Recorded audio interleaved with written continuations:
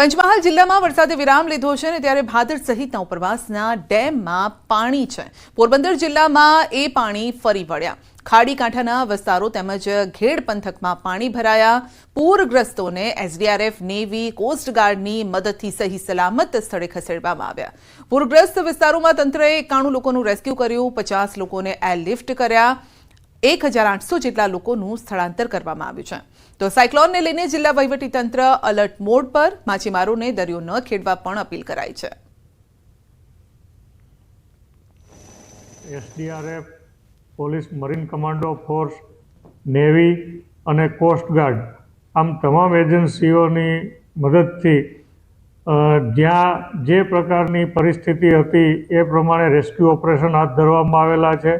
કેટલીક જગ્યાએ બોટ દ્વારા સ્થાનિક તરવૈયાઓની મદદ લઈને પણ લોકોને વાડી વિસ્તારમાંથી રેસ્ક્યુ કરી અને સલામત જગ્યાએ ખસેડાયેલા છે। જે લોકો વાડી વિસ્તારમાં કેવા ફસાયેલા હતા એવા લોકોના જીવ બચાવવા માટે રેસ્ક્યુ ઓપરેશન કર્યા છે અને એવા કુલ આપણે 91 લોકોને આપણે રેસ્ક્યુ કરીને એમના જીવન બચાવ્યા છે।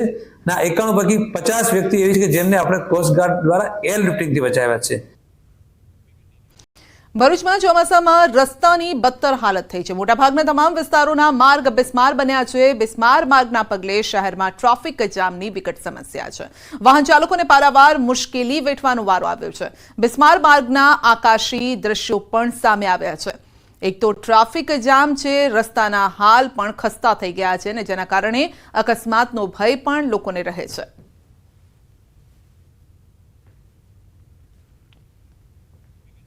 બનાસકાંઠામાં ખેડૂતોએ વરસાદી પાણીનો સિંચાઈ માટે સંગ્રહ કર્યો છે।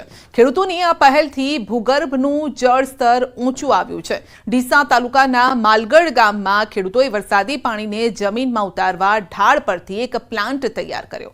આ પાણીના કારણે બોરવેલ રિચાર્જ થઈ રહ્યા છે।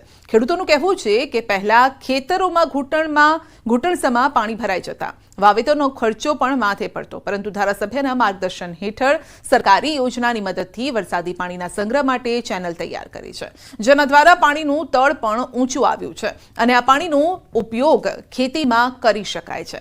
બનાસકાંઠામાં પાણીની સમસ્યા વિકટ છે અને ત્યારે બધા જ ખેડૂતો આ રીતે પાણીનો સંગ્રહ કરે તો ખેતીમાં પણ ફાયદો થાય। અમારા ખેતરમાં ખૂબ બધું પાણી ભરાતું હતું। 20 વીઘા જગ્યા છે મારે। પછી અમે પરવીનભાઈએ કહે કે સરકારી લાભ મળે છે મનરેગા અંતર્ગત, એટલે પછી અમે ચેમ્બર બનાવ્યું 9x9નું 9 ફૂટ ઊંડું। એમાં ગેવલ, કપચી ને કોલસા ને એવું બધું નાખી પાણી 20 વીઘોનું મારું એક જ ઢાળ કરી ચેમ્બર સુધી લાવ્યું। એ ચેમ્બરથી સીધો જૂના બોરવેલમાં રિચાર્જ થાય। ડીસાના ધારાસભ્ય શ્રી પરવીનભાઈ માળીએ પાણીનું જળ ભૂગર્ભ કરવાનું સિસ્ટમ કર્યું છે। એના લીધે ખેડૂતો ખેતરની અંદર કે એના ઘરની આજુબાજુ કુંડીઓ બનાવી ગેવલ ભાઠા નાખી, પથ્થર નાખી અને એ પાણી બોરની અંદર મૂકે છે, એટલે અમારે ખેતરનું પણ પાણી નિકાલ થઈ જાય અને એ પાણી જમીનની અંદર જાય, એના લીધે અમારું પણ તળ પણ અધર આવી જાય છે। એના લીધે આવા દરેક ખેડૂતોને નમ્ર વિનંતી છે કે આવી સિસ્ટમ કરો એટલે આપણા તળ ઊંચા આવી જાય અને આપણું પાકને પણ નુકસાન ના થાય। બુલેટિનમાં આગળ વધીશું નાનકડા બ્રેક બાદ।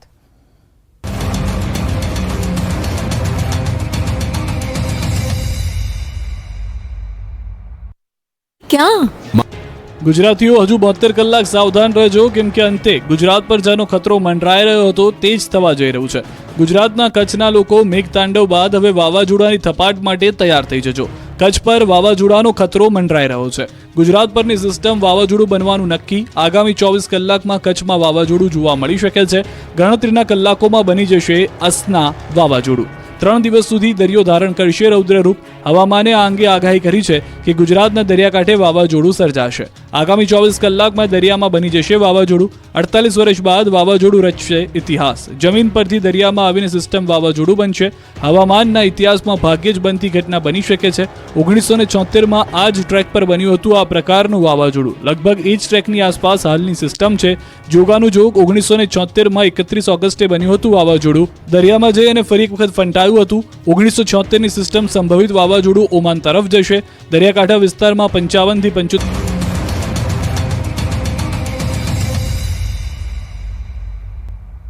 અરવલ્લીમાં તીડ જેવી દેખાતી જીવાત અંગે ખુલાસો થયો છે. અરવલ્લી ખેતીવાડી અધિકારીનું મોટું નિવેદન છે.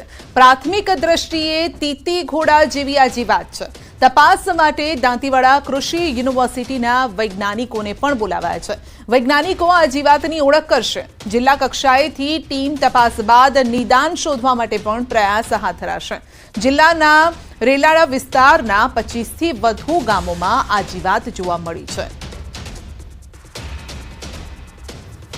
કન્ફર્મ કર્યું નથી કે આ આમ તો તીતીઘોડા જેવું જ દેખાય છે, છતાં પણ આપણે વૈજ્ઞાનિકોની ટીમ દાંતીવાડા યુનિવર્સિટીમાંથી બોલાવી અને આને કન્ફર્મ કરી અને આનું સચોટ નિદાન કઈ રીતે કરી શકીએ એ બાબતે લાર્જ સ્કેલ ઉપર પ્રયત્નો કરીએ.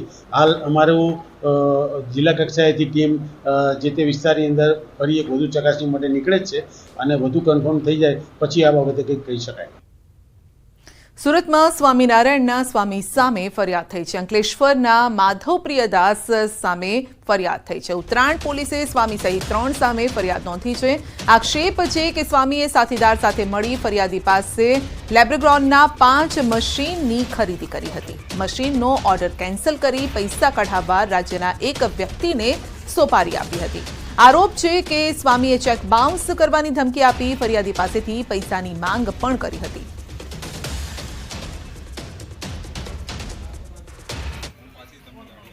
વલસાડના ઉમરગામમાં માત્ર 3 વર્ષની બાળકી પર દુષ્કર્મના ઘેરા પ્રત્યાઘાત પડ્યા છે. નરાધમ ગુલામ મુસ્તફાએ દુષ્કર્મમાં આચરવાની ઘટનાને લઈ અને પંથકમાં ચકચાર મચી ગઈ છે. આ મામલે આરોપી સામે લોકોમાં ભારે આક્રોશ છે. હિન્દુ સંગઠનો આરોપીને તાત્કાલિક ફાંસીની સજા થાય તેવી માંગ કરી રહ્યા છે અને આ સાથે જ કલેક્ટરને આવેદનપત્ર પણ આપ્યું છે.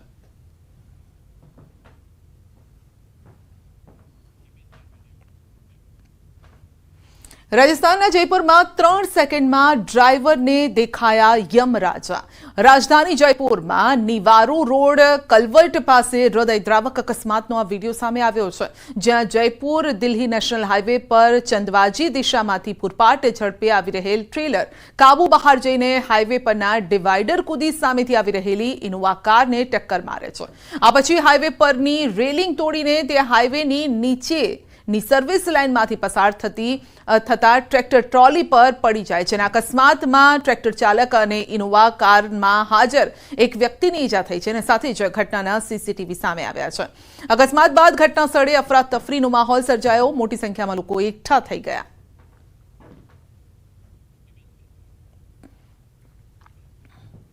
કચ્છના ભુજ નગરપાલિકાના કાઉન્સિલર ધર્મેશ ગોરની ઓફિસ ઉપર મોડી રાત્રે થયેલા હુમલાનો બનાવ સીસીટીવીમાં કેદ થયો છે, જેમાં કુલ્હાડી અને ધારિયા જેવા ઘાતક હથિયાર વડે શુક્રવારે રાત્રે હુમલો કરાયો. આ બનાવમાં કાઉન્સિલરની ઓફિસ અને વાહનોમાં ભારે નુકસાનીનો દાવો છે. આક્ષેપ છે કે 4 જેટલા હથિયારધારી શખ્સોએ આતંક મચાવ્યો. જો કે આ બનાવ અંગે હજુ પોલીસ ફરિયાદ થઈ નથી. જૂની અદાવતને લઈ 2 જૂથ વચ્ચે સાંજના સમયે ચકમક થયા બાદ હુમલાનો આક્ષેપ છે.